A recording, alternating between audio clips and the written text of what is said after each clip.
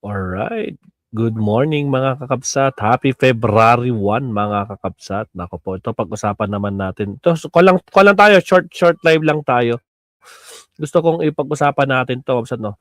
Itong topic ni Senator Risa Hontiveros, mga kabsat. Mga Pilipino PR firms at content creators na nagpapadikta at nagpapagamit para ikalat ang mga kasinungalingan ng Chinese government. Yung mga Pilipino, no, mga kakabsat, mga Pilipinong nagpapadikta at nagpapagamit sa mga China para labanan ang Pilipinas, mga makakabsat. My goodness. Patrick Managot. Dito sa Senado mismo, umabot at lumutang na may Makati-based PR firm na Infinite US. Umamin itong Infinite US na tumanggap sila ng bayad mula sa Chinese My Embassy. goodness, umamin na tumanggap sila ng bayad sa Chinese. Nako po.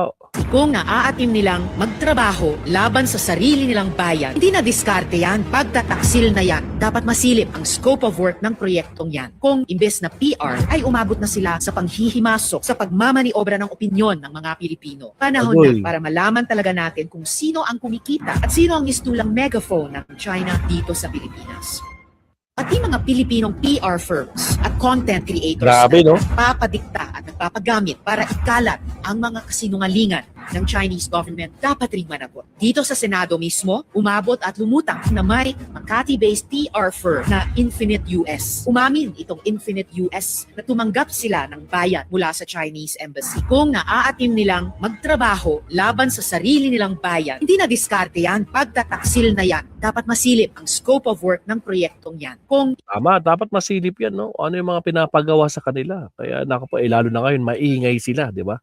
Maingay sila masyado sa pangbabatikos sa ating gobyerno, no? Nakikialam na talaga sila, di ba mga kakabsat? Agoy.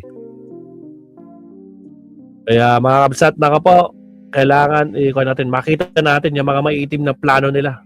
My goodness. Imbes na PR, ay umabot na sila sa panghihimasok, sa pagmamaniobra ng opinyon ng mga Pilipino. Panahon na para malaman talaga natin kung sino ang kumikita at sino ang mistulang megaphone ng China dito sa Pilipinas. Sino sa tingin nyo ang megaphone dyan, mga kabsat? Ay, grabe talaga. Diba? Agoy. But anyway, mga kabsat, yan lang po. Simpleng ko lang tayo. Update tayo dito sa gustong iparating sa atin. Alamin natin kung sinong nasa likod niyan.